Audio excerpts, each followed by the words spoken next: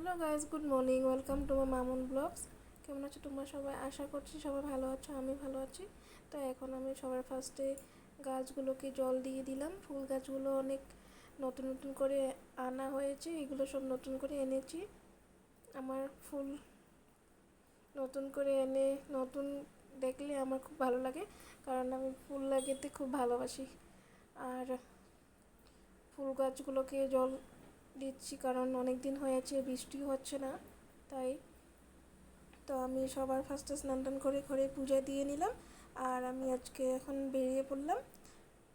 সোমবার আজকে আছে, তার জন্য পুজো দেবো বলে মন্দিরে যাচ্ছি এখন।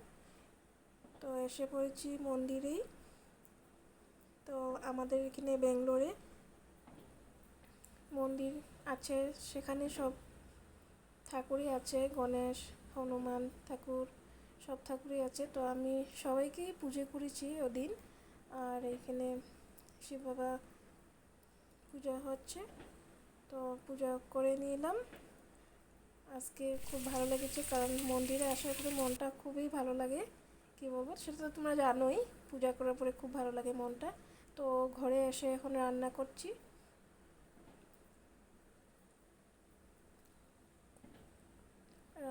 এদিকে ক্যাপসিকামে বড়া করলাম।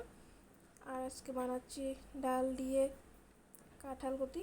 তোমরা কে কে ভালোবাসো ডাল দিয়ে কাঁঠালগুটি? আমার খুব ফেভারিট, জানো।